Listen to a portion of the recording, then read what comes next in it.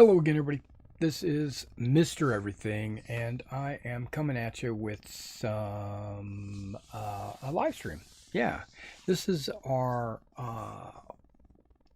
Wargaming Wednesday live stream where I paint some miniatures. We talk about the hobby and show off or discuss topics.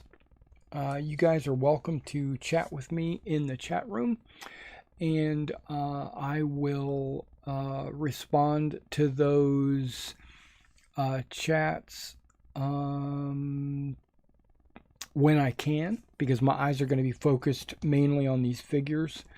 We're going to spend the next couple hours just sitting here, chilling, relaxing, talking about gaming in general, miniature figures, the hobby, things like that.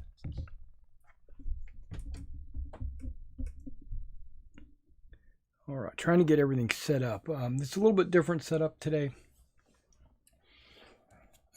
I just got back from taking out the packages for my store where I okay, that's like in the way. You can't see what I'm going to be doing here, can you? Let's see if I can move this out of the way. I can put this lower. I can put it back further too, because there you go. That's maybe that'll be all right. Okay, so as you know, I've got two French battalions that I'm setting up. And they're both the 2nd battalion of their respective regiments. Karchner, yeah, that's what I'm getting ready to get into. Thanks for the question. This is the 2nd battalion of the 1st Leger. Those guys. This is the 2nd battalion of the 2nd Leger. So, yeah, that's what I'm painting. Now, I'm 90% finished with these guys already, but I spent all day yesterday getting it to this point. What I really need to do now is to do some white stripes. Now look at this. Can you imagine Skull White from Citadel in the Hex bottle? How old is that? Is that like 20 years old? Or is that like 25 years old? I don't know. Does this have an age or a date on it? Best if used by? No, I don't know if it has anything like that. It has patents for the bottle. Yeah, this is like 25 years old. But guess what? It's not all Citadel in here. I have, over the years, well, maybe not over the years, over this last year, I've added some Apple Barrel White into this bottle. I've also added some Vallejo White in this bottle, and I've also added some not quick shade, but war paint mixing medium a little bit, and water. So it's got kind of my own little blend in here. Do I use it all the time? No, I'm just going to use it today. And then I should have 2 more colors. I got to paint their barrels and bayonets with metal. Also, what I like to do is paint their pots and pans that they have on their back with the same gunmetal. It just makes it look better after the wash. And I'm also, I don't know, is there something that I needed to paint gold? I have this out for a reason. Because I think I've already painted everything that I was going to paint gold. Oh, yeah, that's right. I was going to paint sword sheaths and sword handles with the gold. And then I'd be ready for washing. So hopefully I can get that done on the stream. What I'd like to do, and this is what I was rushing to do last night, and it didn't get that far, but I was wanting to yeah, this brush will work. I wanted to get to a point where I could wash them, and then once the wash started to dry, put them on a base, do some flocking. But it doesn't look like we're going to get to do that on this stream because washing is going to take 30 minutes. Putting them on their base usually takes 30 minutes to an hour. And then doing the gravel and then doing the grass, that's another hour or so. And we've only pretty much got 2 hours on this stream in the morning. Also, okay, hold on.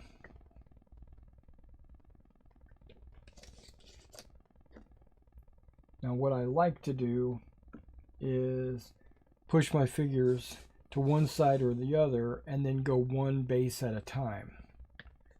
Okay, I see we got some comments in the chat. I'm going to jump up and read that. If that slows me down and I'm not able to get everything painted today, trust me, I will paint after the stream as well. So, no worries. Okay, what do we got up here? Yeah, you're right. Sweet. I saw that before you started talking about it. Cool. I still have some.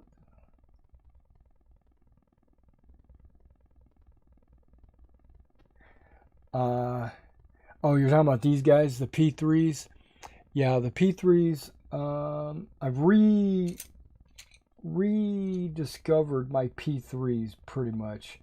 I still have a whole tub of other paints up there. I've got Testers, Folk Art, I've got Vallejo, what's that brand? Model Master, Testers. Oh, I already said that. But I got Testers Craft and Testers Model. Model Master. I have this one brand. I'm trying to remember what it was called. Armory. Oh my gosh. I think all my Armory paints are dried up. There's another couple of brands up there that I can't remember what they are. And if I'm painting off camera or something like that, then that's okay. I'm painting because I'm painting the way I want to paint. And if I capture it on camera, that's great. This is only a distraction, or I should say, let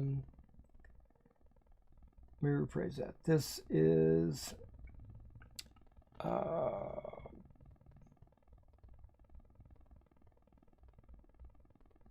primarily I wanted to paint, and secondary I wanted to talk to you guys. I hope that makes sense. All right. And this guy was pretty much done with his straps. Okay. So if I get distracted because I'm focusing on my painting, I apologize for that. But I'm a man, and you know, men cannot multitask. That is just the way our brains are wired. There's a lot of stuff going on in the world right now that I'd love to talk about. Specifically, well, one thing I just learned about last night, and what I find to be very funny is my wife knew about this before I did. And And I thought I had an ear to the ground, but she mentioned that Netflix is opening up or considering or is planning on a gaming system, a gaming department. I didn't know this. Now I'm sure it's like YouTube or like Twitch, where you're going to play games and stream. I doubt if it's like selling miniatures.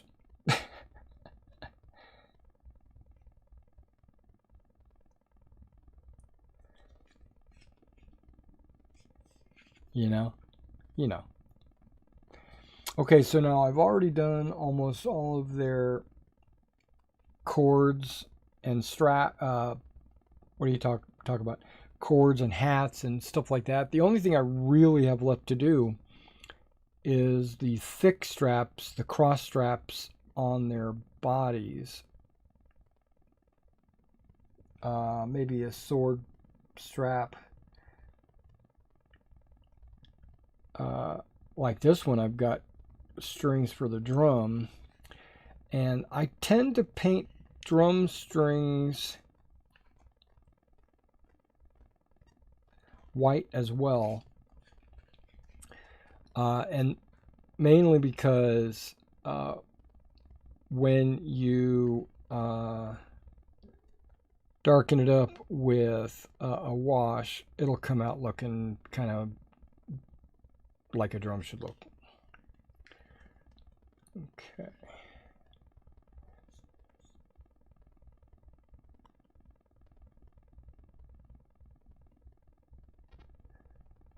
I didn't get a whole lot of sleep last night, guys. Just my point is that I stayed up late last night trying to get these guys to a point where I could wash and baste them for you.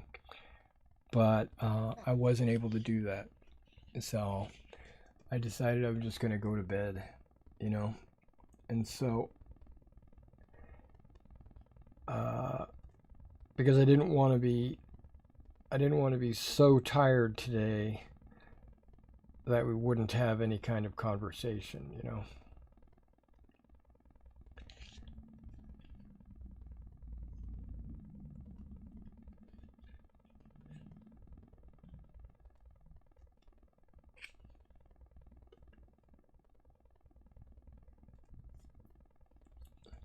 Okay, that guy looks pretty good. I'm kind of excited about that.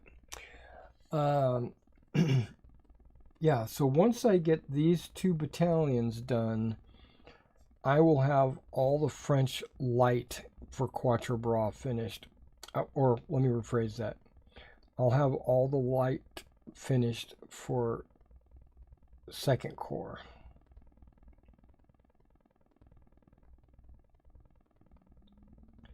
Which is also all the light I will need for Quatre Bras, incidentally.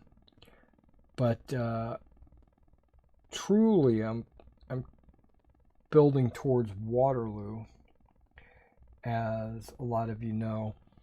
I was able to finish a Virginia militia unit.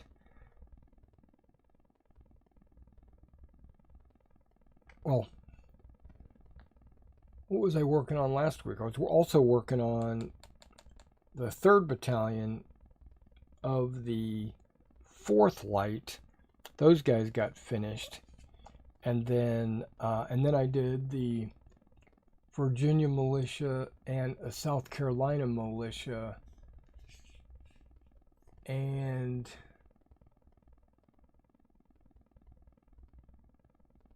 yeah, I think that's all I did.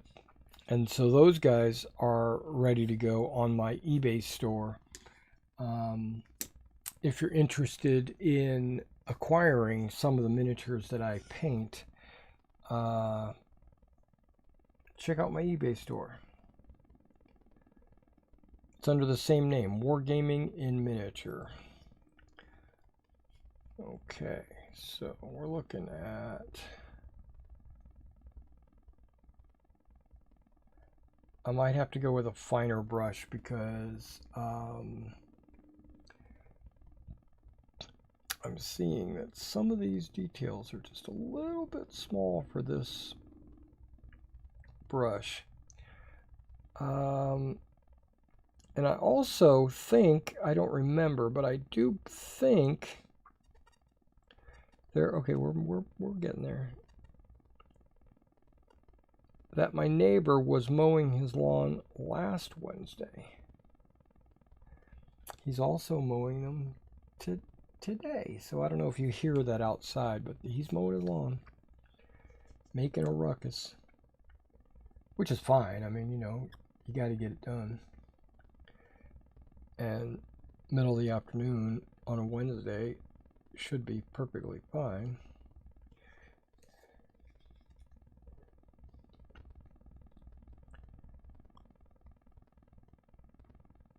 Now, up in the corner there, you can,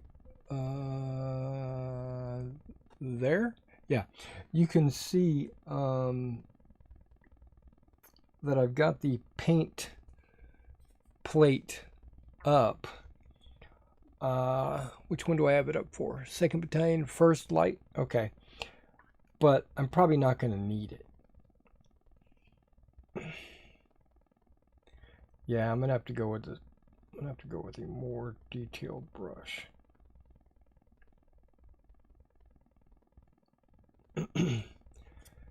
I can hit the big details with this brush and then maybe come back. I hate doing a figure with a color and then coming back to it with the same color.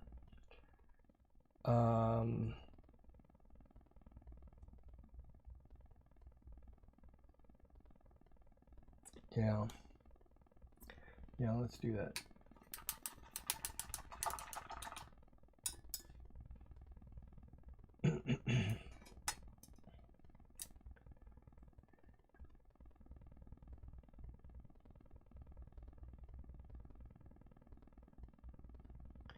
I just moved over to a 3.0 brush from an O brush.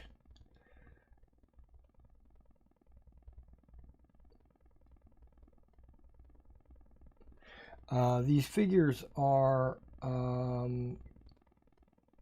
half of them are Warlord, 2/3 of them are,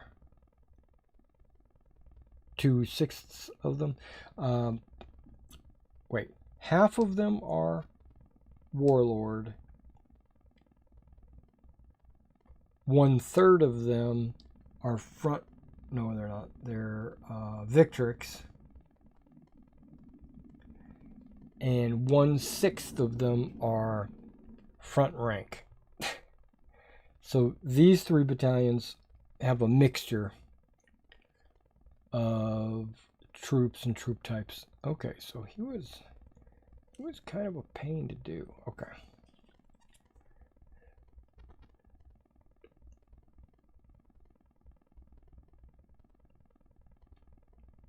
I think I'm going a little slower than I normally do. Trying to impress you guys. No, that's not true. I'm trying to multitask, trying to talk and type at the same time. Those of you in customer service might understand that.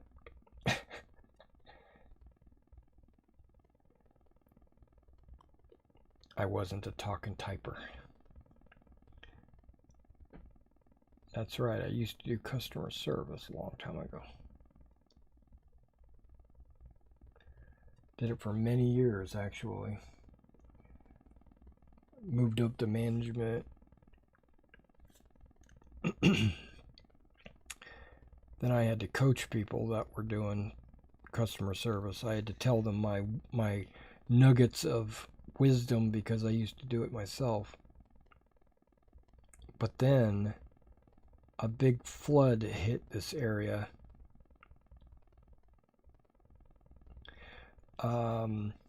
put a lot of businesses out of business because of the like 6-foot water in the building. I used to have a black dragon on my desk at work, mainly just as a talking piece, or that kind of thing. Nothing. I had 2 of them actually at the time, and I used one for my D&D games, but I had one on my desk. It was huge. It was gigantic. It was probably this big, and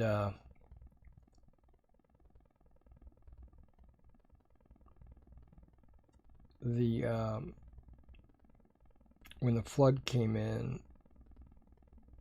the building got locked down for safety reasons or whatever. They went in with a bulldozer and bulldozed all the computers and desks and everything, and my dragon disappeared into the Netherlands.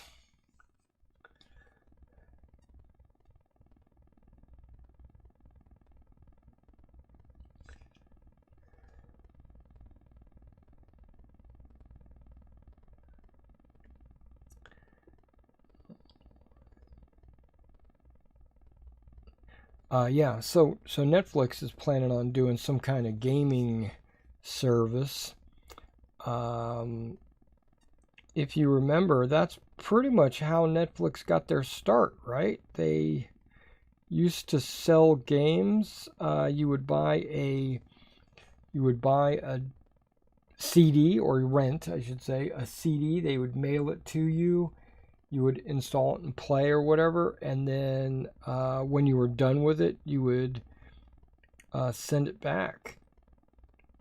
And so basically, if I remember right, that's how Netflix got their start. That was... So I'm kind of excited for them to go back to their grassroots of gaming. Now, if they offer incentives to streamers like myself to do some gaming on Netflix, I might do that.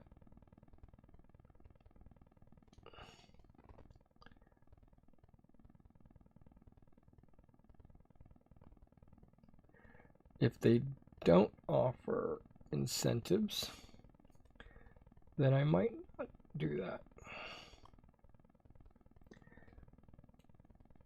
Okay, I'm finding these Victrix models a little more cumbersome to paint.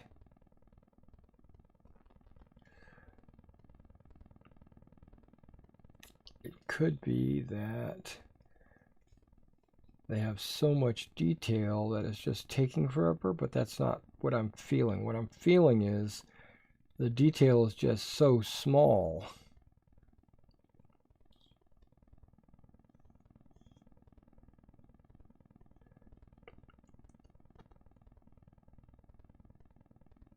And some of it you really got to look for because of the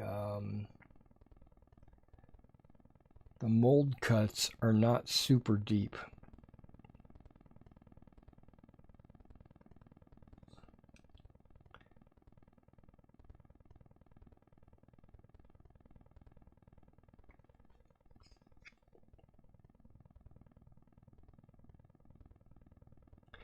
Now I was going to discuss or show off or talk about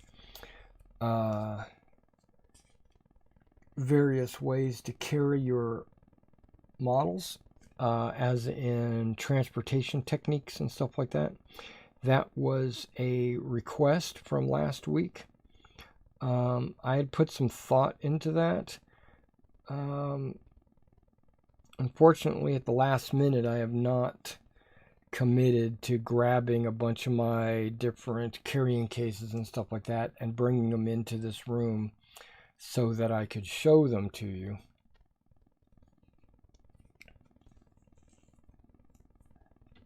So we're not doing that today, but I can still talk about it a little bit, and then maybe if I get off my ass, I might be able to have it ready for next week. Because what I'd like to do is stream this every Wednesday, making this a live stream, a Wednesday live stream. So while you're painting your models, if you are painting your models, you could paint along with me. Also, if you've got any questions about painting techniques or strategies, you can ask me, and I would gladly discuss those with you. Just as an aside, I've been painting since the 70s, and almost everything I've painted, almost, no, I'm not going to say almost, that sounds like the majority, because there was a period of time in my life that I would paint some fantasy and some sci-fi figures, but early on in my painting, I would paint historical miniatures, and I painted the 6mm. That's kind of what I broke my teeth on, was 6mm. And then from there I went to 15mm Napoleonics, and my 6mm figures were like micro armor or World War II infantry, you know, for like Spearhead or something like that. Angriff, if you remember that game. And tank charts. And then I moved on from that to like 15mm World War II. And I did a lot of Command Decision. I started Command Decision in 1/72nd, and I had a lot, and I mean a lot, of like 1/72nd scale models. 100 maybe more than that, actually. I don't remember, but there was a lot of 1/72nd scale model kits, a lot of Hanomags and Opel Blitzes and Panzer IVs, Panthers. But luckily, the game I was playing, which was Command Decision, each model represented a platoon, so... Oh, okay, that one's not too bad. Okay, so the... So 100 models was probably enough to play. And I carried all of those, believe it or not, in soda boxes. You know, a 24-pack soda box. You can't see it, it's right off camera. What I would do is I would lay like either bubble wrap or felt or foam down on the bottom, and I would put all these models in there, and then I would put a layer on top, mainly just to keep them from shifting around. But even if they did shift around, that didn't bother me. You know, because they were 1/72nd scale models. I mean, it just didn't... It didn't feel like... And plus, I was younger and didn't really have a lot of care in my models. As I grew older, I started to care about my models a little bit more. Care about my paint jobs. I remember to rephrase that. I valued my paint jobs. So as I got older, I started to want to protect the models. So I would seal them. And then I would also put them in styrofoam or something like that where they were individually wrapped.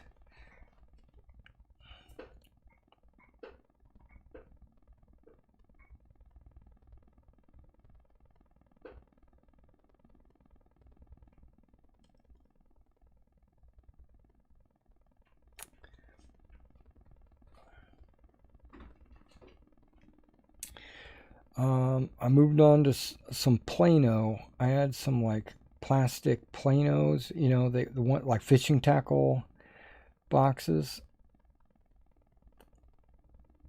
that would, you could put like one tank in each little plastic bin, and I would include foam in each of those, and then I would progress carrying them like that. And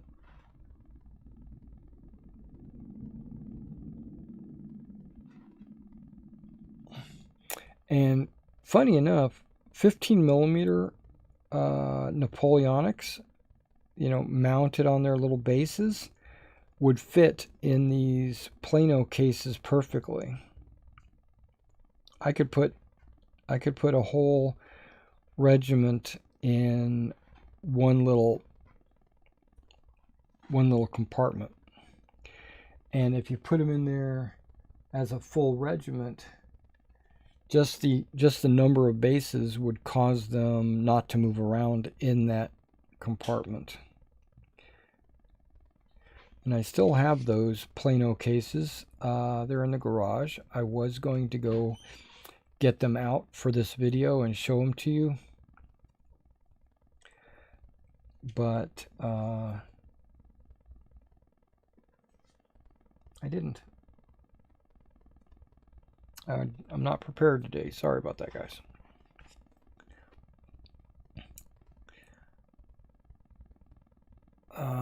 Now, when I'm carrying different models, like individual 28 millimeter models, you know, like for a skirmish game, I have these, what do they call them? They're army carriers or army transports. Basically, it's a big satchel that has shelves of foam inside, and these foams, each of the foam layers have peanuts that you can peel off of the foam layer to create pockets. And so depending on the size of your model or the shape of your model, you could customize how that looks.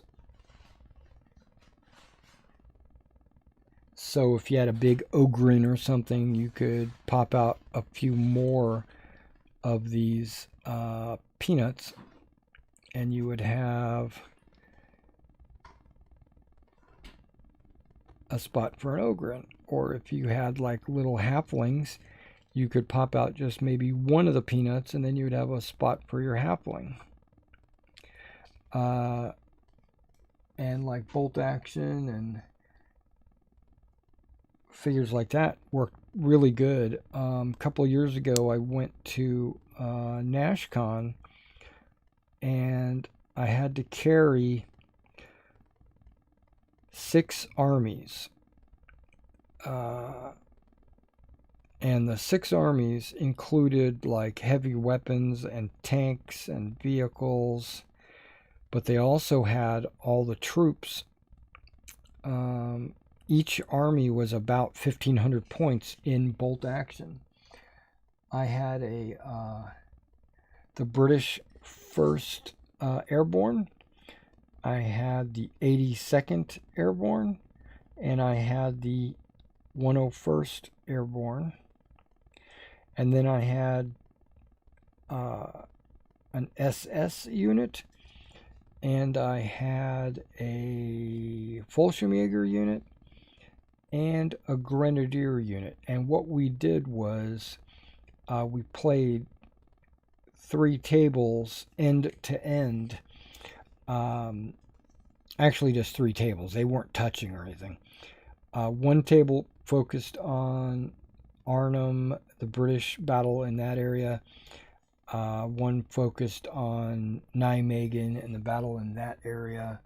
And then one focused on, I think it was Vagel, but basically the 101st sector. And so we had the Market Garden going on, and it was being played all simultaneously. Me and one other referee, Mason, we hosted this, and we had like 6 players. Actually, I think we had 7 players, but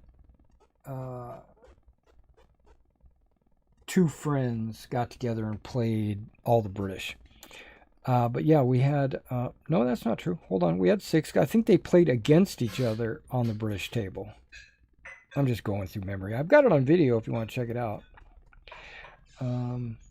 We recorded our NashCon games. I had a camera going 24/7. And these games were played in about 4 or 5 hours. That includes setup and teardown. So, yeah, we had some really good time.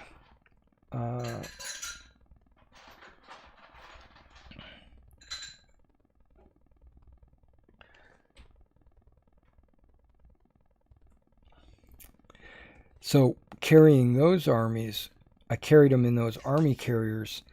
It only took me 2 to 3 army carriers to carry all 6 armies. And that's with vehicles, dice, rule books, everything. Now, terrain, some of it was on my new, at that time, my new terrain boards that I was making. I was making these 1 foot by 1 foot terrain boards with like a river in the middle for a bridge. And I was hoping to do all 3 tables like that. But I was actually only able to get 2 tables finished for the convention. So the 3rd table was just a blanket.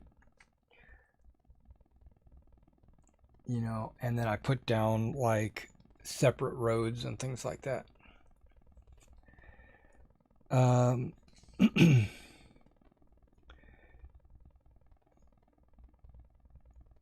But all that extra terrain and stuff, because some people forget that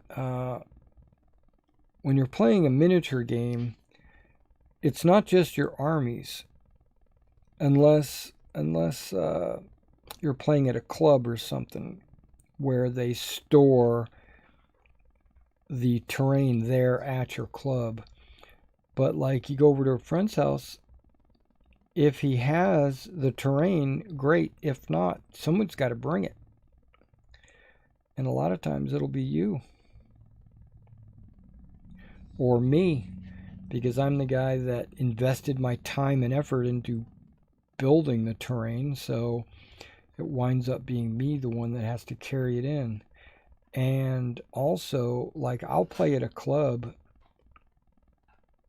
in the local area, and they have a lot of terrain, but they don't have the right terrain, or they don't have the right scale. They like to play a lot of 40K, or I'm not sure what that other game is that they play. They play another game there. And it's all sci-fi terrain and stuff, and it doesn't work.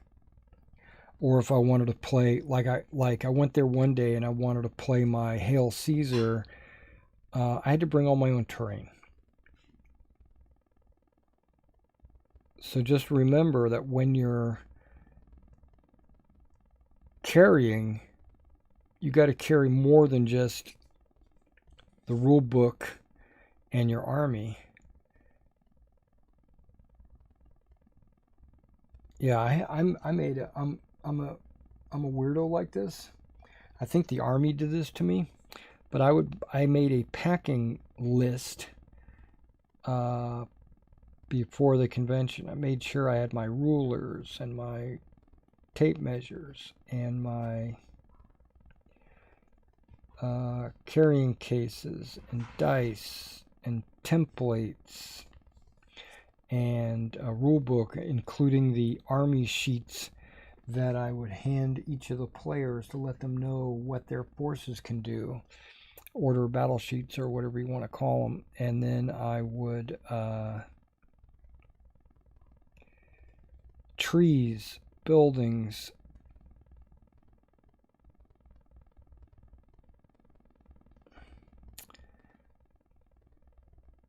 oh, yep.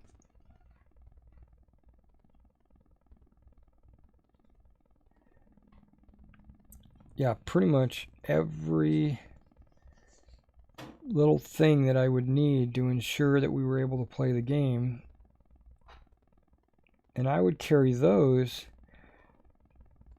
trees and buildings and some little extra knickknacks here and there. I carried those in those giant tubs. You know, the giant plastic totes or whatever you call them.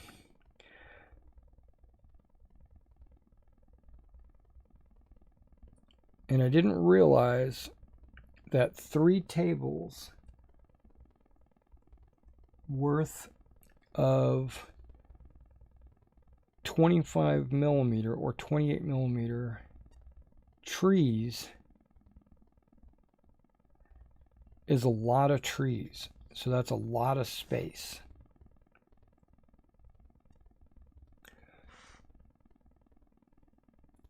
Yeah, so I think one tub was pretty much just trees.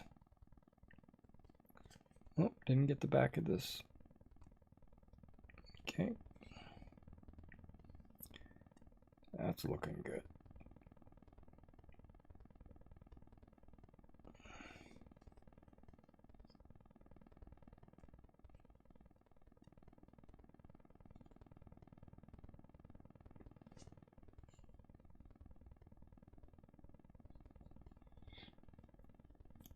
Almost.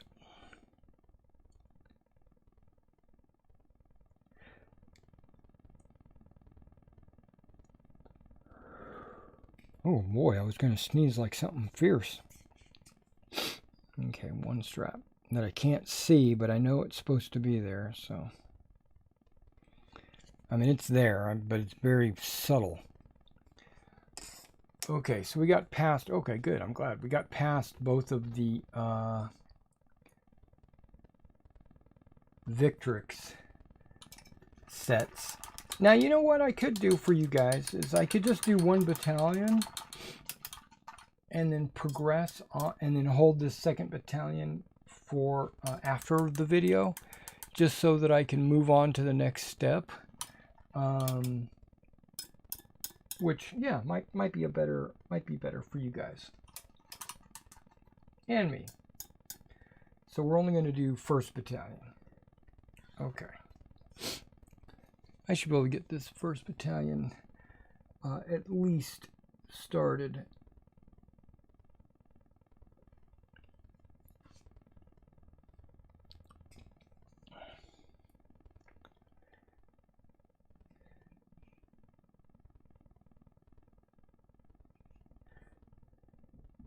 Now these last 3 bases are Warlord games, and they tend to be real easy to paint.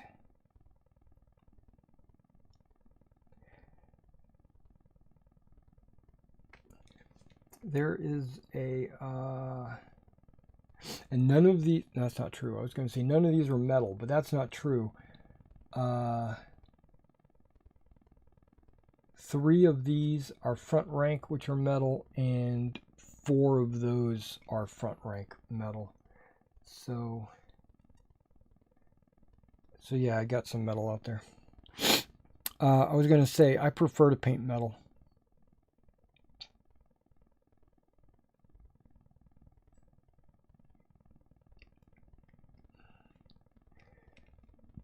Perry seems to be okay.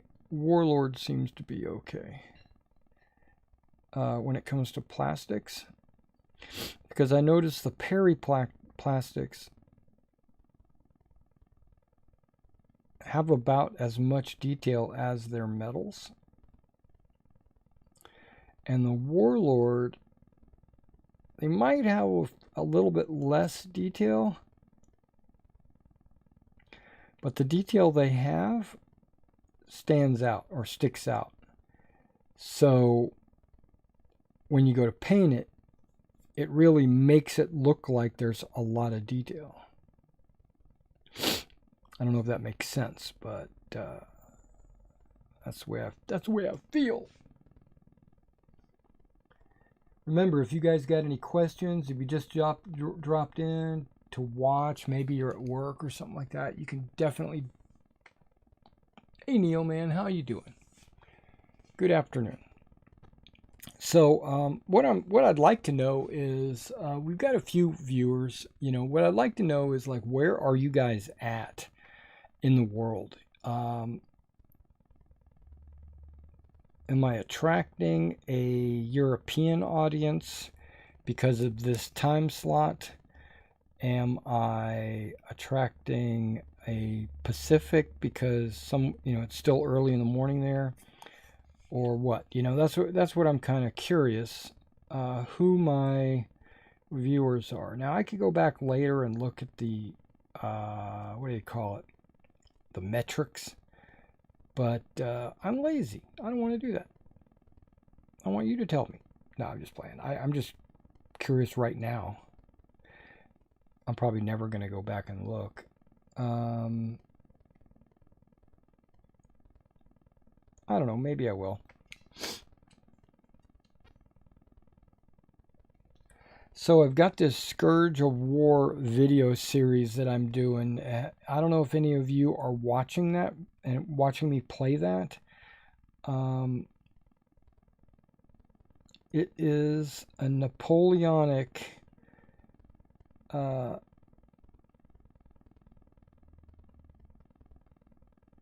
real-time strategy game, a lot like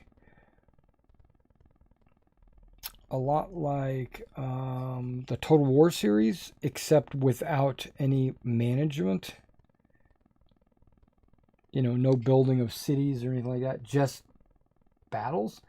And they're almost all of them are historical. I mean, you can make some hypotheticals. I even played one of them on there. But each of the units is one battalion, so it's very similar to Black Powder. And not all the paint schemes and everything are accurate. Not all the flags are accurate, but or let me rephrase. They're accurate, but they're, I'm gonna say, lazy, because like their Hanover flags, right? I'm just gonna use that as an example, because that's really the only. Well, that one, and yeah, the Hanoverians all have the exact same flag, and we know that's not the truth. And they display one flag. They display the king's color for Hanover, this white standard, which they should be carrying 2 flags. But I don't. I mean, that's a minor detail that I don't really care about. I mean, the British are carrying 2 flags.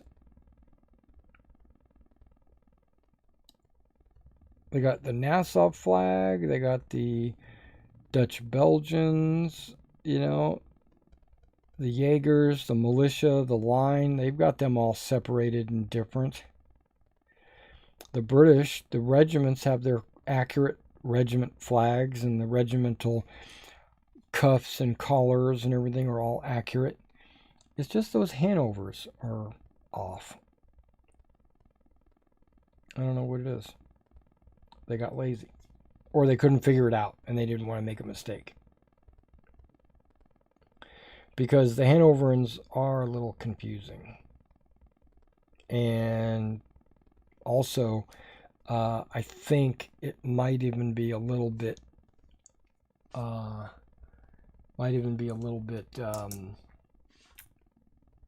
suspect on which ones are supposed to be which ones. Okay, what do we got? We got Neil, he's from England, and we got Tommy, hey, in Long Island. Okay, there you go. So, Easter, because I'm in Tennessee.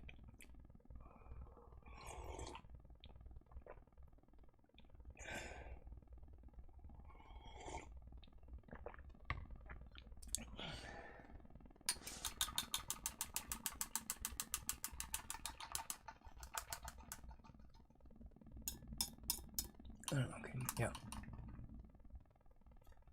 Yeah, you can see that. Yeah, ever since I bought this paint cleaning station, you got this little spiral to hold your brushes. You just stick it in, boom, they're hanging down in the water or cleaning solution or whatever. I use soap and water. There's a little bar across here that you can drag your brush across. If there's anything that needs to be cleaned off your brush, like soap and water, I tend to clean a lot of that off, as well as some paint. And then, of course, I dry it on a paper towel. But inside, this is a 2-layer system. This is a separate piece here. About halfway down of this piece goes about halfway down, and there is a layer with a bunch of holes, and those holes, so when you're going and you're cleaning your brush off, when I'm inside moving it around, I'm actually dragging the brush against those holes in the bottom, giving me a little extra, I don't know, resistance or rubbing against the brush. And then also, if you let it sit for a minute or two, that paint that's in there will settle to the bottom, and it's actually below the layer there. So normally, like once a week or twice a week when I clean this, when I go to dump the water out, this whole bottom section here has a little film of old paint, basically. And I clean, and you know, they say it's stainless. It's not stainless. You know how I know? Made in China.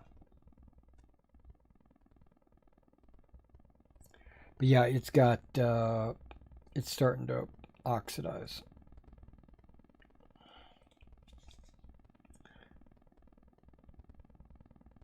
I like it a lot though.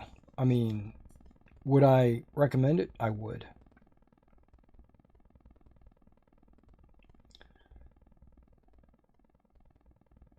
I noticed my brush life has been extended because of it.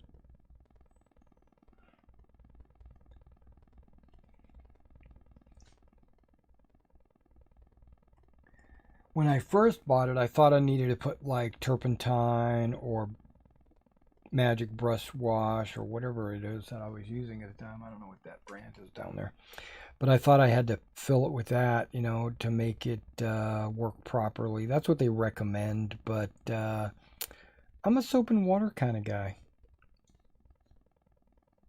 I believe in the old universal solvent.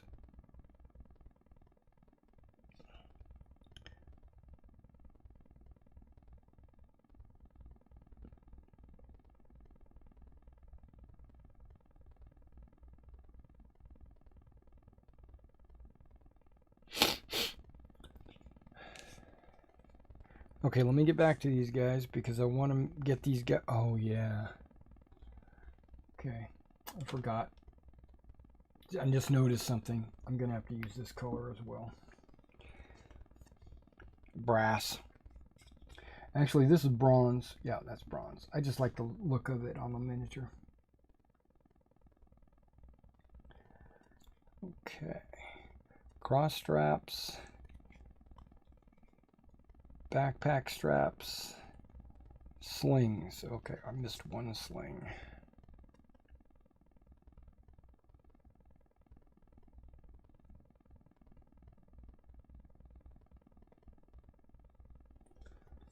Okay, sling.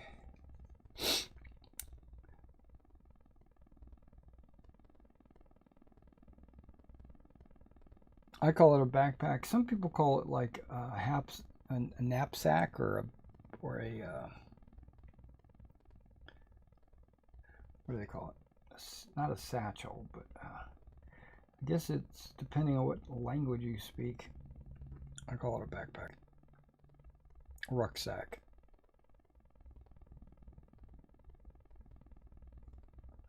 There we go. There we go. Okay.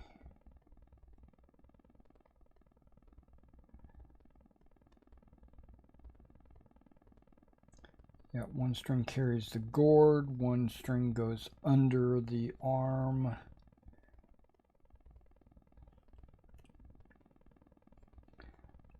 Boop boop be doop. Okay. You might notice, might not notice because of the distance of the camera, but these guys have blue pom-poms, these guys have the purple pom-poms, and these guys have the orange pom-poms. So basically, and then of course you got the yellow and red. So each one of these bases represents a company, and so I colored the companies according to their company pom-pom colors. I have struggled mentally deciding on if I want to do that per battalion. So like make an entire battalion purple, make an entire battalion blue, make an entire battalion orange or green, or when it comes to the center companies. The flank companies or the skirmishers or the grenadiers and the voltigeurs or whatever, of course I'm just going to leave those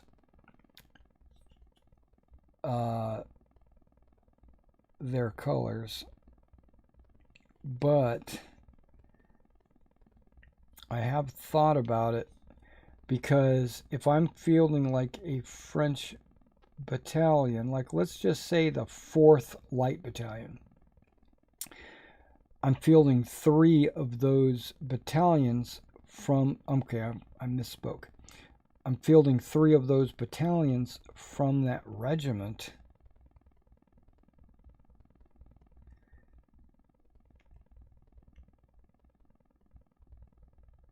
So what I wound up doing was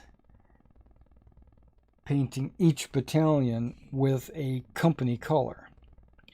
Kind of separates the companies.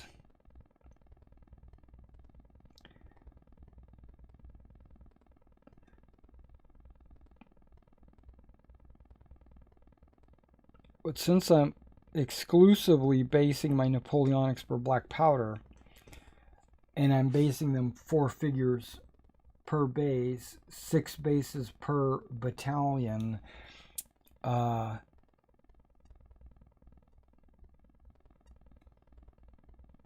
I'm not getting the, and plus I'm not doing, every regiment doesn't have 4 battalions in it. I figured just do the company basis.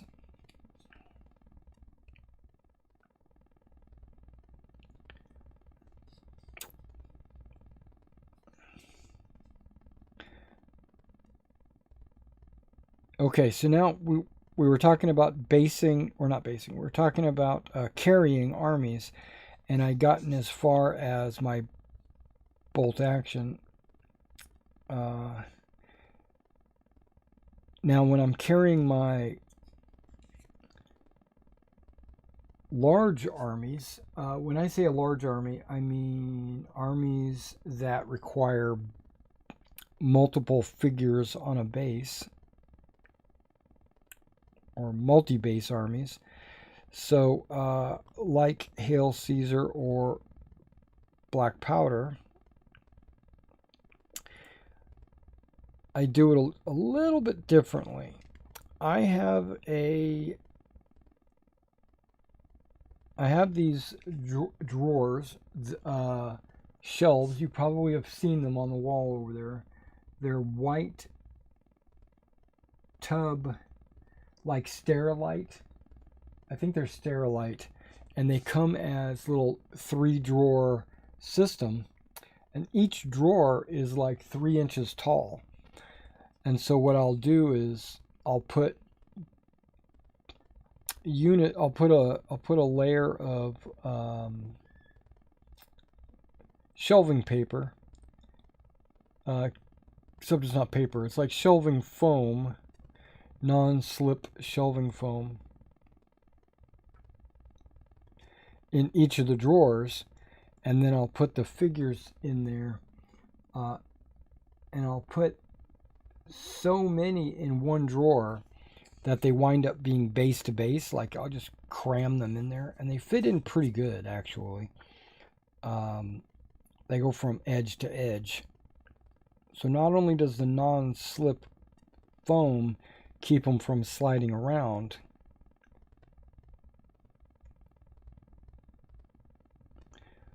but the just sheer numbers of them keep them from moving around, because they're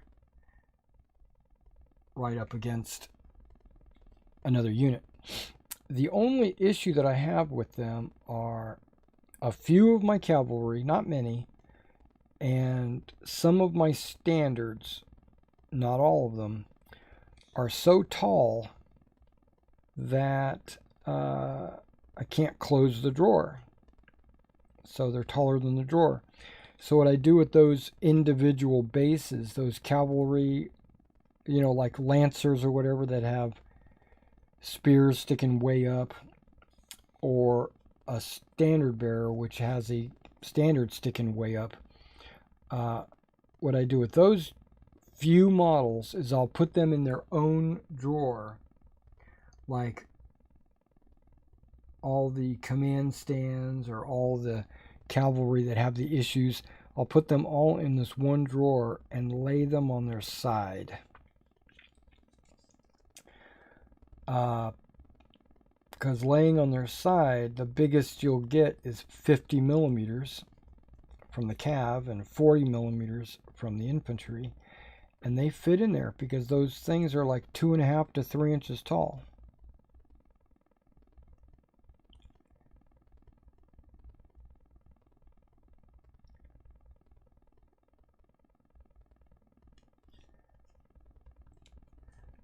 Okay. Getting there. We are getting there.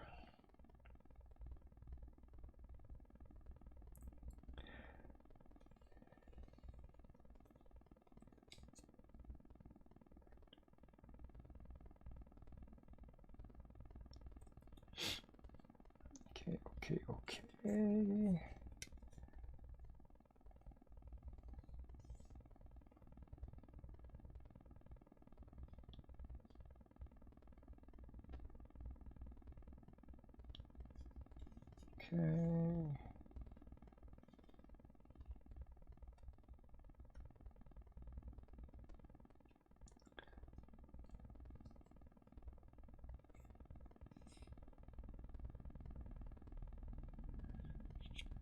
All right. Oh, no. Slings.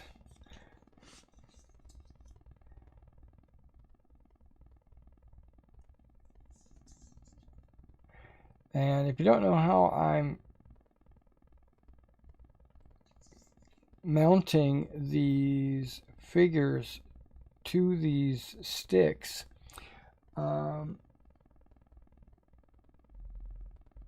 about 6 months ago, I learned something from another YouTuber.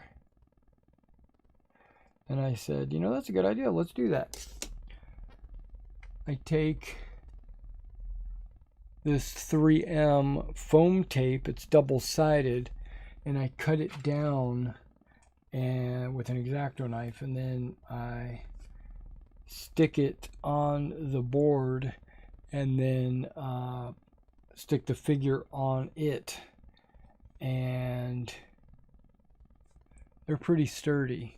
You know, I'm happy with it. And then when I'm done, I just peel it all off and throw it away. For the last, I don't know, 10 years or whatever, I've been taking a drop of my white PVA or Elmer's glue. I would just put a very small drop on there, and then I would stick the figure on there, and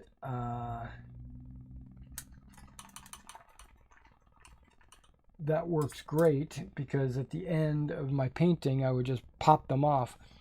But there's a couple of reasons why I moved away from that, or let's talk about the differences and why I do it this way. On the popsicle, when you pop a figure off, it leaves a little ring of glue on there.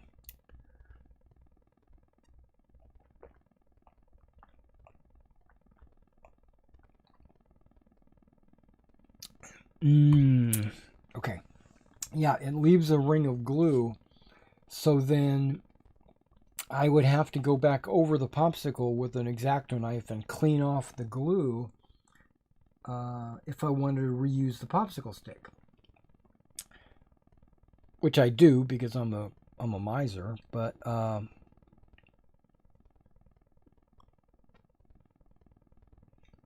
gotta cut costs where you can, you know what I'm saying?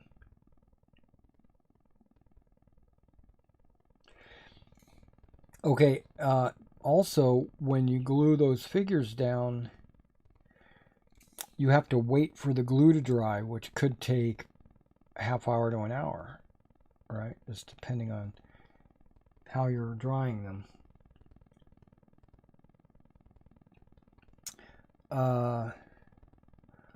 Also, I found that if you prime the model before the glue dries, it won't dry properly.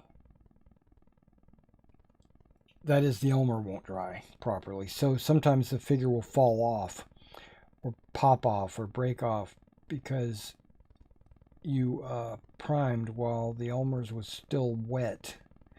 This is me. I'm talking about me now. Okay, so thinking on that, remember, time is money. Specifically for me, because I paint for a living, and I like to get armies done in a reasonable amount of time.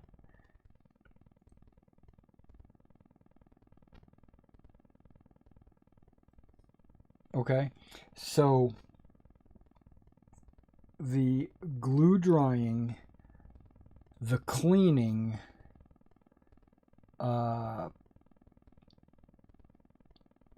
took a minute. It takes, you know, a good hour, probably 2 hours with the cleaning and drying.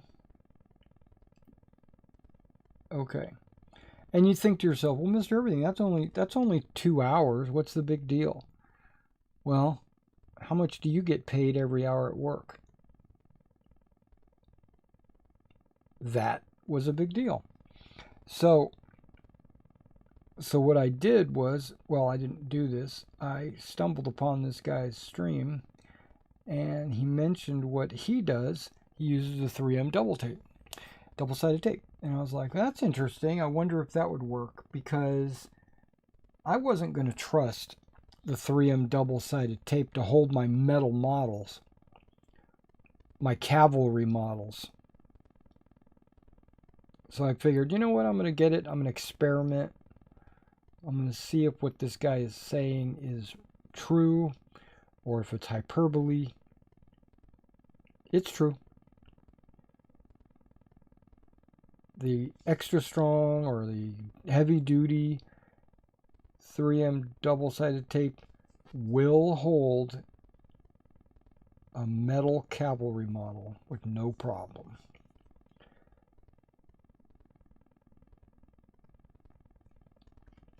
So I cut some out.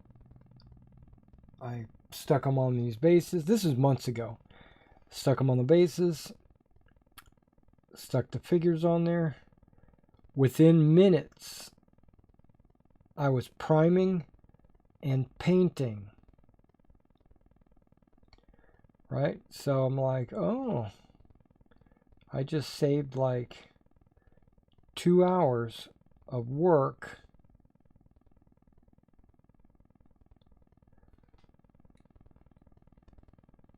Now, the tape does cost more than a drop of Elmer's glue. But I'm buying like a whole roll of tape for like $5. And that roll of tape,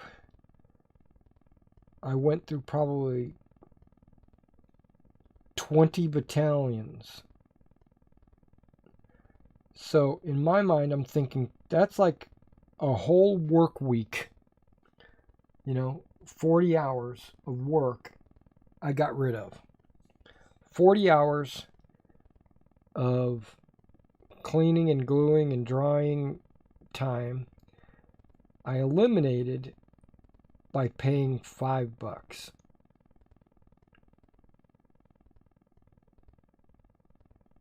I'm like, hell yes, I'm going to do that. Okay, so then it comes to, okay, I finished painting the models, and you'll see once, I don't know, if I'm still on stream in 45 minutes, if I've got these guys, this battalion done, which I think I can get to the part where I'm putting them on bases.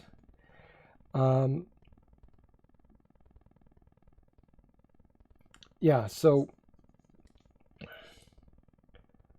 when it came time to popping them off the popsicle sticks, they pop off just as easy, if not easier, than with the Elmer's glue. And then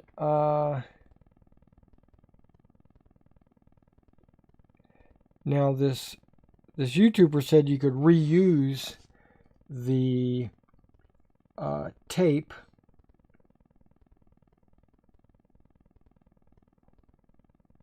And I find that to be a little problematic. So I decided not to. Well, mainly because I'm spray priming, and the spray primer gets on the tape.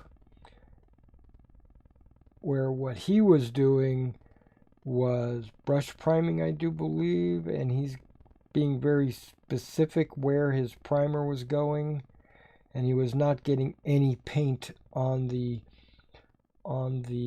tape. And in that case, yes, you should be able to reuse the tape.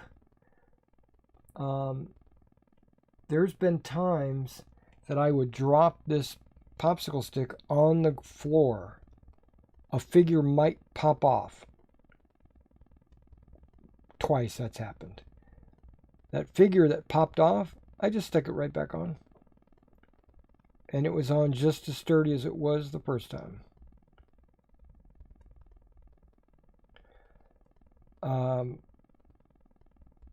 Mainly because its base fit perfectly in the spot that wasn't painted because, you know, spray primer and all.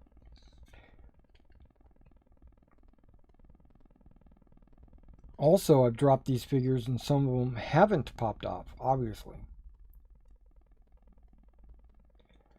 So that's a good testament to how strong it's on there. But when I pop it off, I decide, okay, well, I'm just going to throw away the tape. So I peel the tape off. And what do I see underneath? A flat popsicle stick. No extra Elmer's glue sticking up in the way.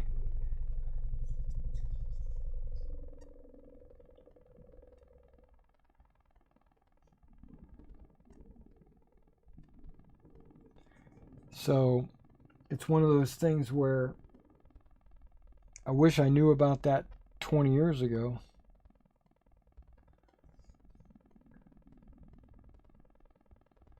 I'd have another army finished.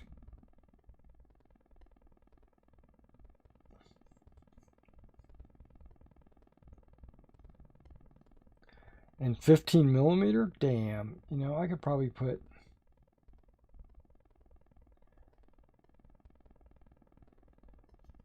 Probably put 20 figures on there. Maybe not that many.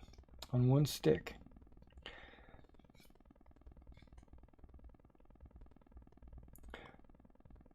Okay, so these guys are ready. No, they're not. They're done with their white. I'm not going to do the white on these guys on the stream. I'll do them after the stream. Okay.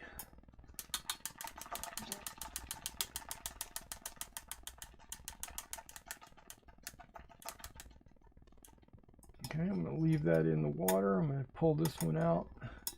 That's been soaking. Yep.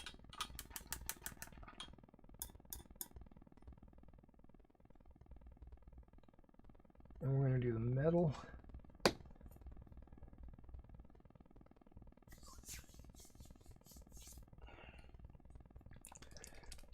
All right, what do we got up there? We got a question. Let's take a look. Neil says, I'm old-fashioned. A cup of water, cloth, and shape it in my mouth. Must have swallowed gallons of paint over the years. There has been times when I would lick the brush in my mouth.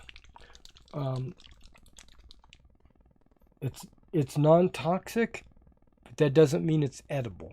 I don't know if that makes sense.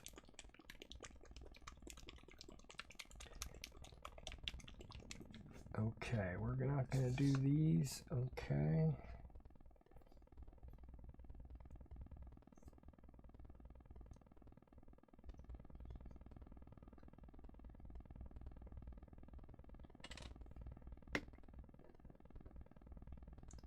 We're going to do these. Now I have to visualize in my head, what am I painting? I'm painting swords. Bayonets.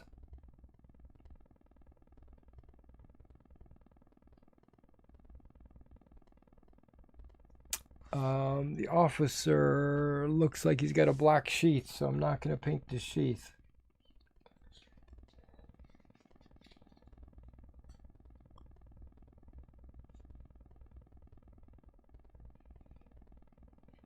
Okay. Now, the plate on their Shako, I will drop a little piece of metal on that Shako plate just to give, because some of these helmets or Shakos actually don't have the covers on them.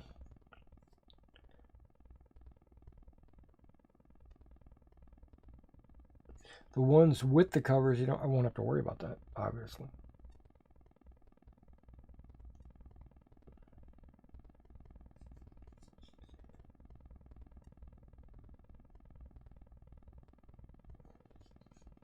Okay, done.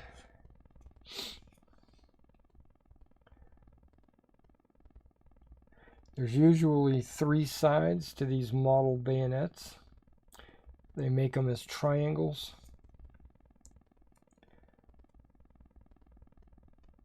What is that, like a saber, an épée? No, I don't know.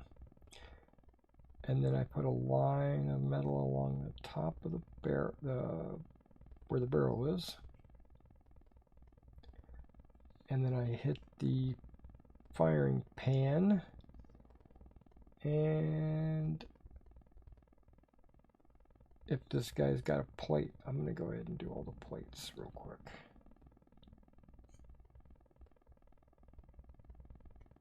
Okay, plates.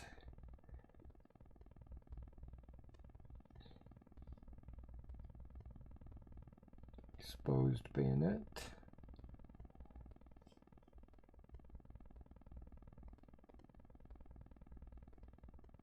Yeah, that's not a standard. That's just a flag stuck on the end of a bayonet.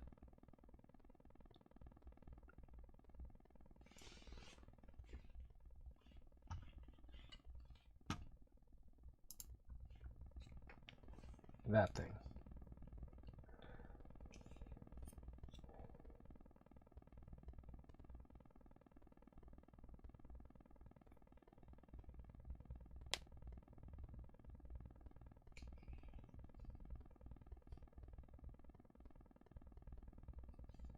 Three sides.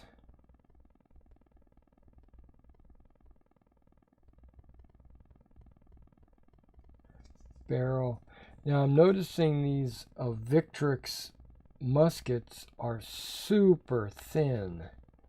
Okay, they're really.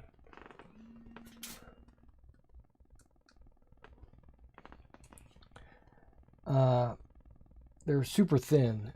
I think they're probably thinner than realistic. And when it comes to model figures, I don't want them to be perfectly accurate to their scale. I want them to have some meat on their bones, you know what I mean? Okay, so they got their plates, they got their bayonets. Nobody here has a backpack pan or skillet. Okay.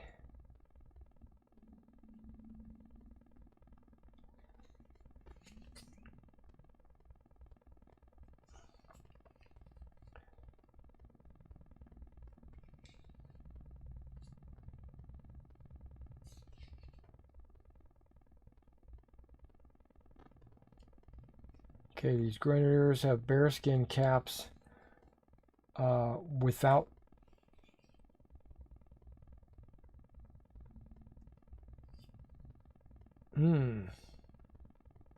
okay, with plates.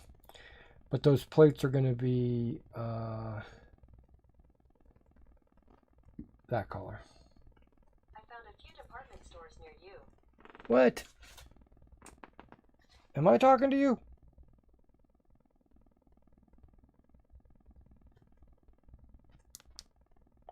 Oh, I said plate. Oh my gosh, my phone's listening to me. I'm not looking for a plate.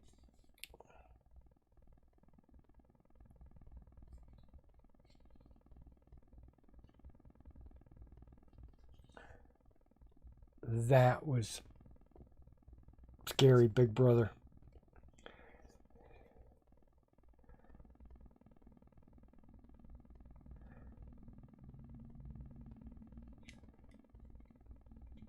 That's the first time my phone has responded to a YouTube video comment.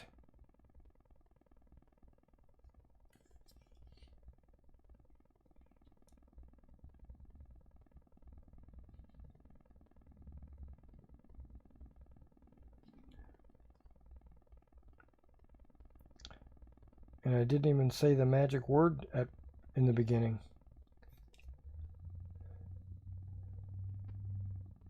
Okay. Okay, we're flying through the metal. I always do, because there's really not that much of it. Bayonet, barrel, that's it. Okay, now that we're in the Warlord games, figures, they're the ones that their backpacks have all the like accessories hanging off of them, like boots or onions or cups or just little extra money bags.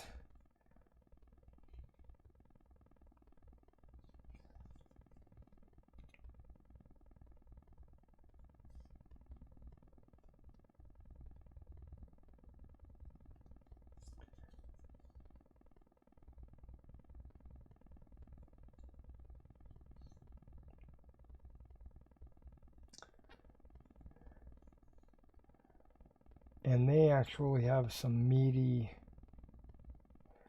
barrels that when you paint them, it actually looks like you could see it from halfway across the table.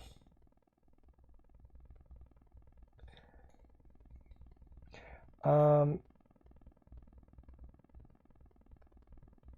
this is a survey for you guys that are on here right now.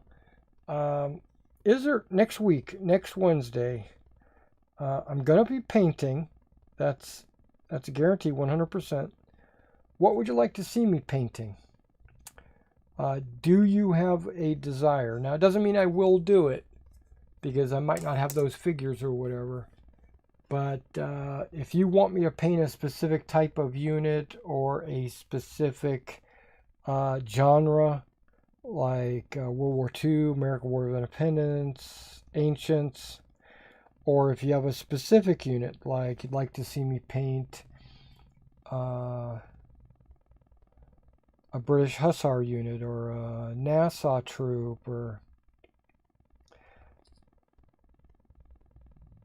if you want to see American War of Independence or medievals or whatever, just put it in the chat. Give me a suggestion. I'm open. I'm open to paint whatever you guys want me to paint. What I'll do is I'll prep it probably the night before, and then we'll paint it. I hear the mailman outside right now.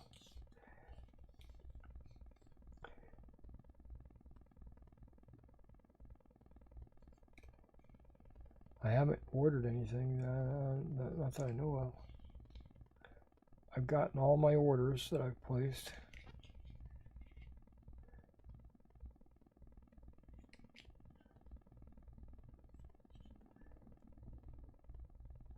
Yeah, so just drop it in chat and I'll take a look at it later, or towards the end of the video.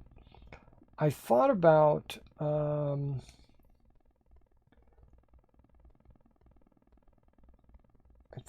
going towards a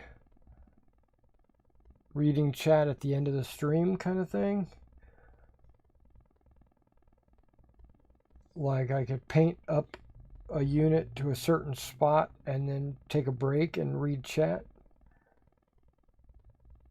And then we could have a discussion about the chat or whatever. I don't know. This is still young. This is only the second video stream about well, it's not really my second. I don't know. I've done this a few times in the past, but not like a series, not like a regular weekly event.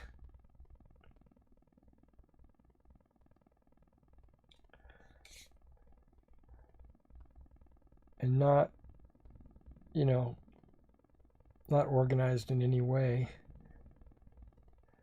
But yeah, drop me a line. Let me know what you guys would like to see next week. I understand you guys want to see some carrying methods. And I can show you the ones that I talked about this week. I still have most of those, actually, if not all of them. They're just all out in the garage. because I only bring them in and load them up if I'm planning on going somewhere like a convention or a store. Otherwise, I store them on the shelf right there, and that way when we play right here, I'll have them right behind me on the shelf.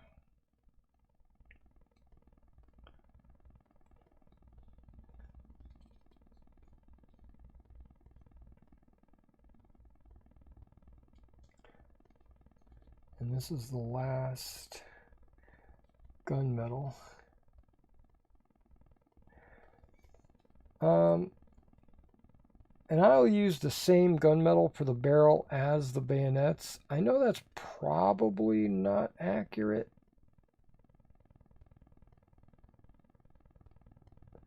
The bayonet's probably supposed to be steel, and the barrel should be gunmetal.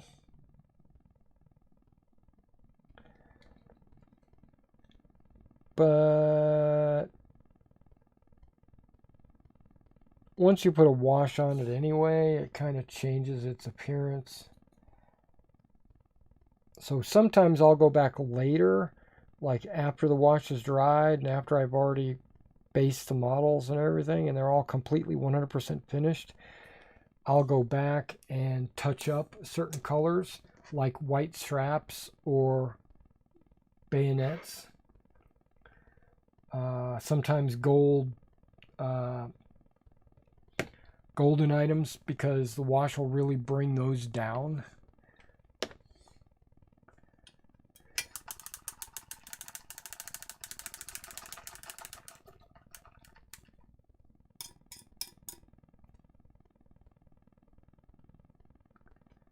Okay.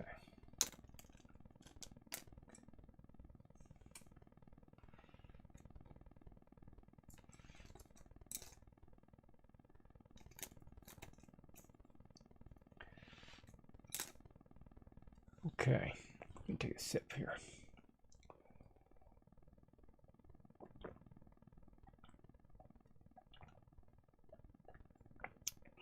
I'm getting my vitamin C. This is orange juice.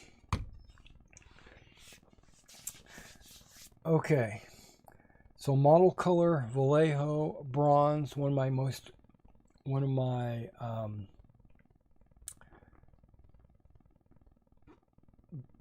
I don't know, this bronze color just looks good. There has been times, specifically on like Romans and stuff, that I will use like a greedy gold or a here, let me pull this out. This is a greedy gold, and I will use this on bronze because that does look pretty bronze to me. But you know, there's a definite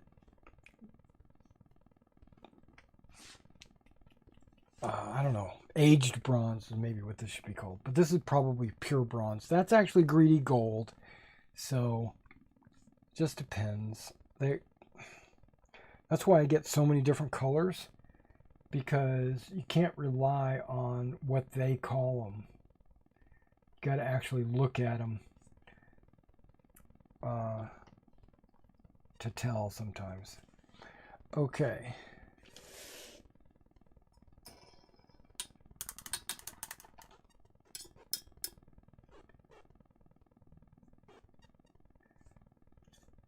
This should go by pretty quick. What? Oh, I forgot his axe head. Okay, we'll get back to that. That's a reminder. Okay. What I'm painting now are the chin straps that go down from the shako under the chin.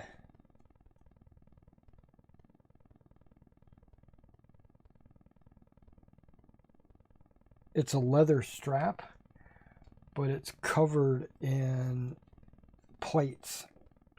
And so the only thing you would see or need to paint are the plates. Now, some of these shakos have them down under the chin, And some of them have them folded up out of the way.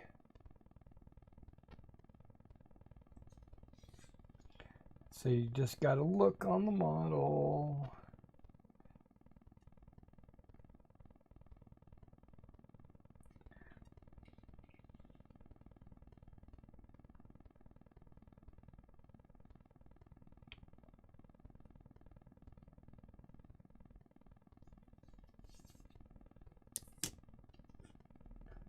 Done.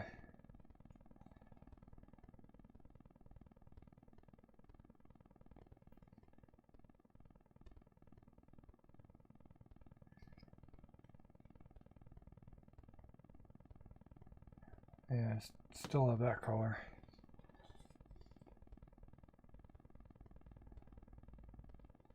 Okay, I'm trying to fly through this.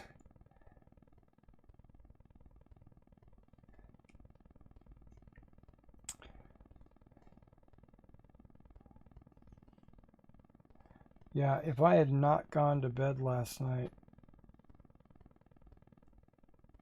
I would be worn out. Okay, these are folded up, so I gotta paint up.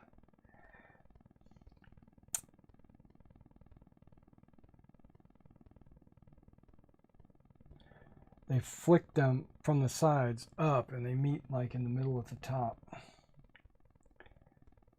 Okay. That looks good. Bearskins don't normally have them, but they've got this plate on their forehead.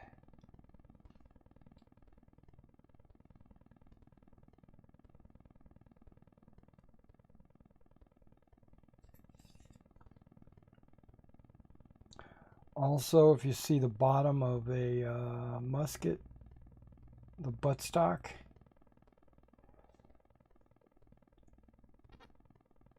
you could paint the bottom of the musket buttstock because that is actually a plate there.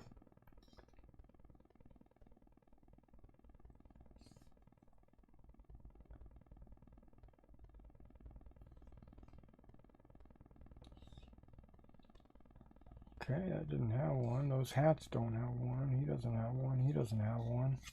Okay, they must be folded up underneath the oil cover.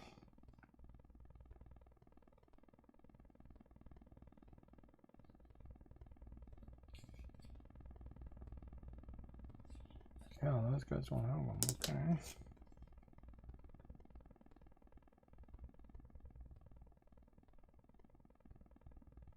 All right.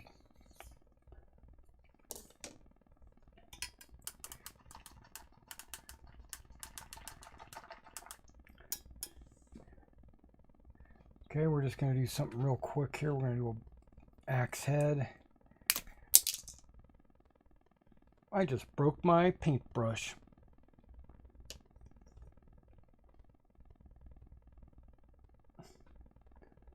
It's all right. It means I've got like a sharper tip now, and I should be able to get up underneath here a lot easier. Oh, maybe I won't be using that one to open that up.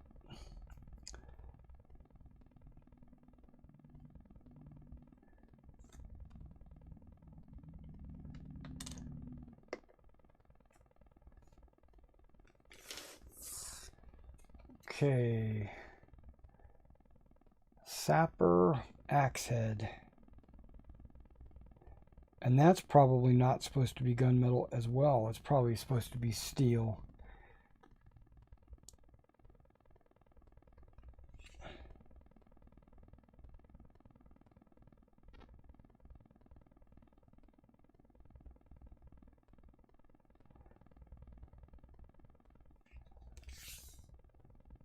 Okay.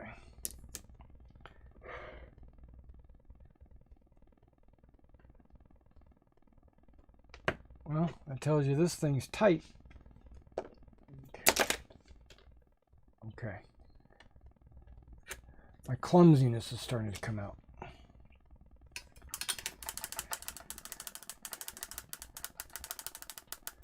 Okay, gold.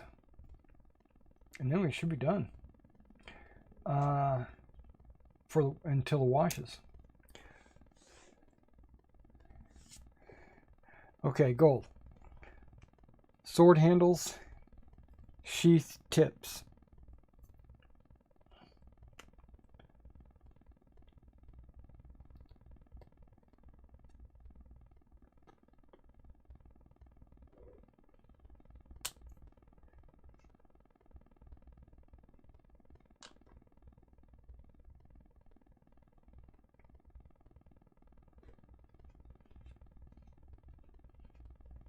Now I've got a golden thumb. Okay, sword handles, sheath tips. I've already done the standard spearhead.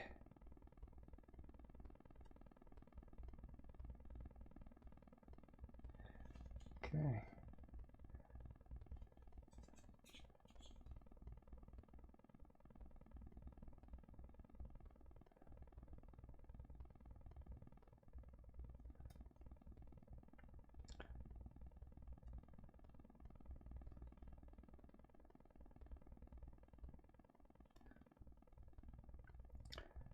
Okay.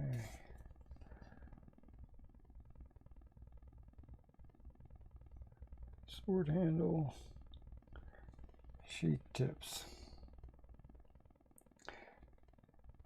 And I use gold instead of brass because it's brighter, and when the wash hits it, it's going to darken it down. I do a lot of painting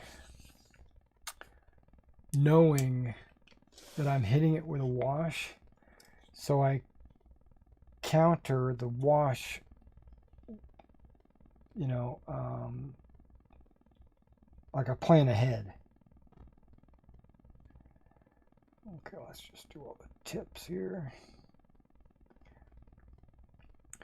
Not everybody's carrying a sword, just the elite companies and the officers. Okay.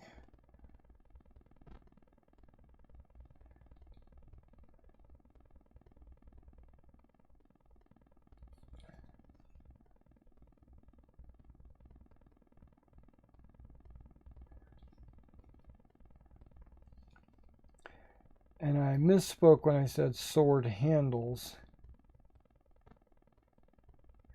What I meant was the sword hand guards, because the handles I don't paint.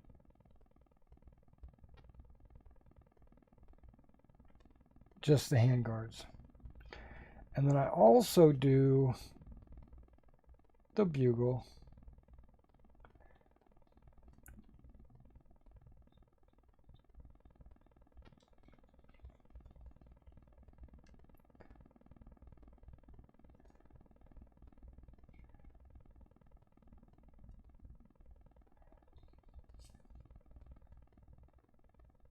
And again, I'm painting it gold, even though it's going to be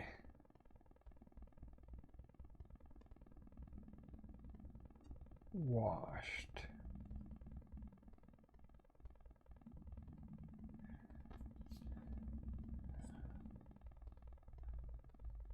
So I watched the Quiet Place Part 2 last night.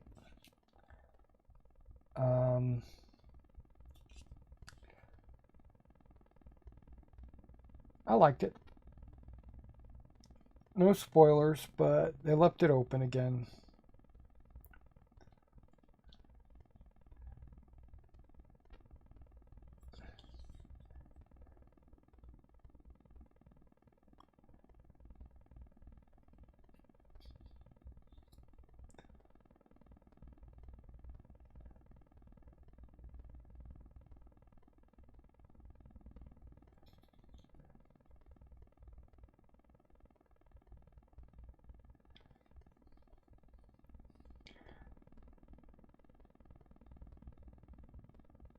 And I started using, now you might notice that every one of these greatcoats is a different color. I used about 6 different colors for greatcoats. I used to only use like French gray or just gray in general, but that's not accurate. They were a variety of different colors. I thought about like doing a whole battalion in just one color. And then maybe a, and then you could tell your battalions apart based on the color of the greatcoats and stuff like that. But that's not really accurate, right?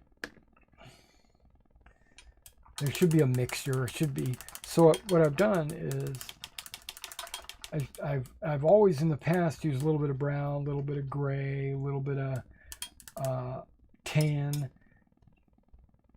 But in this set, I started a new color because I've been struggling on finding the right green, because some of their greatcoats are green, but they're such a light shade of green that they're almost gray, right? That's one of them.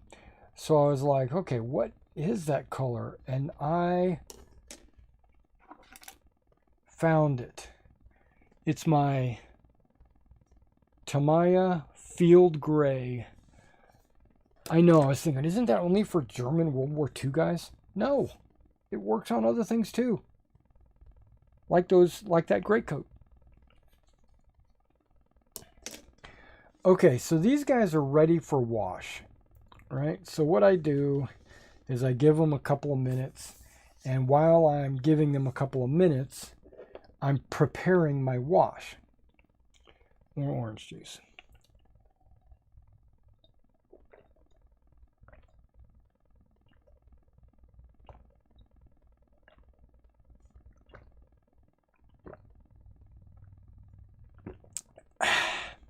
No more orange juice. Okay. Only coffee. All right. Now, I have a big internal debate on whether I go with a soft tone or I go with a strong tone. Strong tone really darkens everything out, but what it also does is it really brings out the shadows. But I don't want to use that on Napoleonics, because part of the reason why I love the Napoleonic period is because of all the bright colors. So I don't want to darken it up too much, but I do definitely want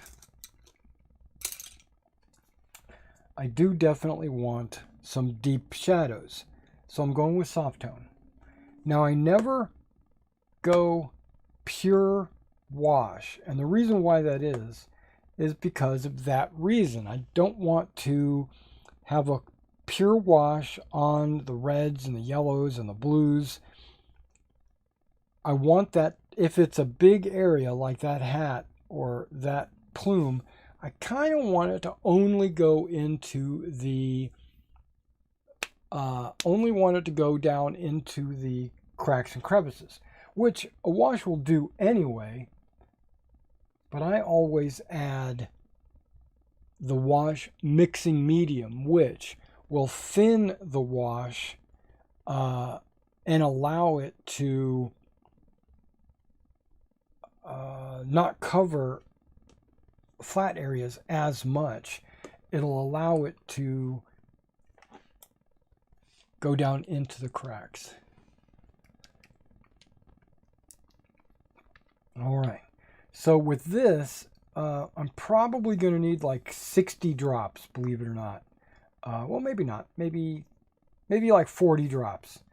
But what I'm going to put in here is 30.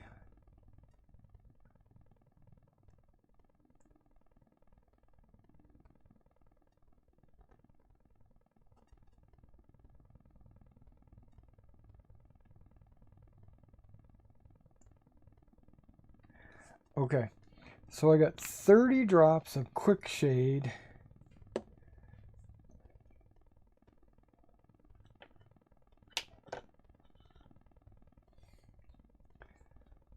Make sure your wash is mixed.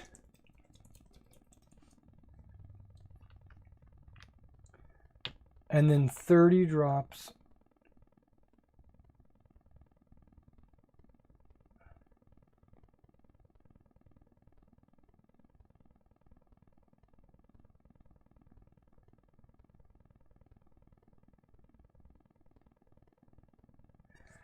Now you can experiment up or down with the wash to quick shade. This is a 1-to-1 ratio, right? Now I've got this Transon Arts brush. It's a 10, right? It's a 10 from Transon. It's a stiff brush, but it's labeled as a soft bristle brush. I've got a bunch of different ones. They're different lengths, and each one is a different texture. I like this one because it's fairly soft, but also stiff. I don't know how to explain it. That looks black, right? But let me go ahead and mix it up, because remember the quick shade wash mixing medium is on the bottom. Now you can see how it's turning kind of tan, or dark brown.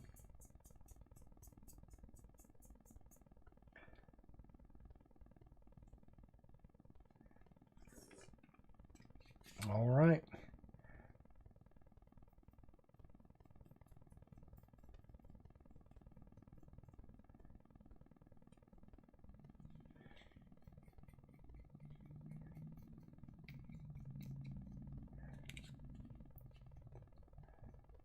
I'm not trying to be subtle. I'm not trying to be nitpicky about where this wash goes. I'm trying to cover the entire model. But I'm also not trying to cake it on so thick that it pools or puddles.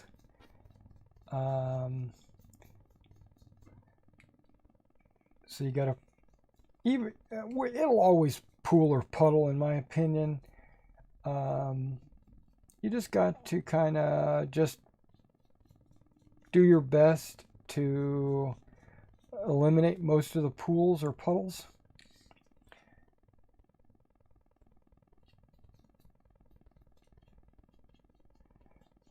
You might notice that I did not put a flesh wash on these models.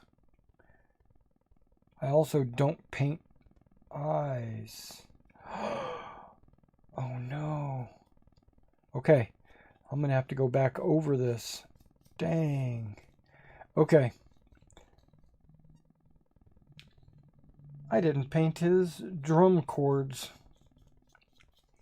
On the drum, those are supposed to be white chords, and I never painted them. But like I said, I'll usually go back over after the wash with maybe gold or white for the white straps. In this case, I will have to. I don't mind a dirty white with a wash on it, you know, bringing it down. I don't mind that at all. This is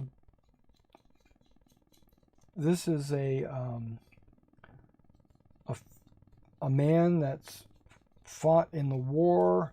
He's gotten some dirt on him. He's got, might even have some blood on him, you know.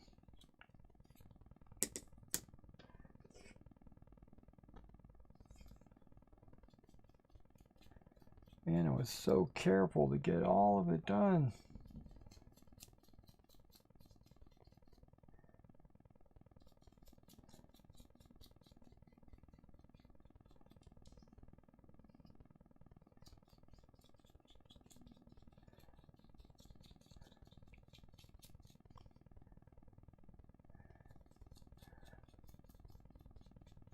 Okay, so obviously we're not going to have these finished in the next 10 minutes. So, because they've got to dry, and then I've got to put their flag on them, and I've got to base them, and then put flock and things like that on the base. So I will have all of that finished tonight. And this evening I might do an update for my Waterloo project. So you can come back and watch that. That Waterloo project update will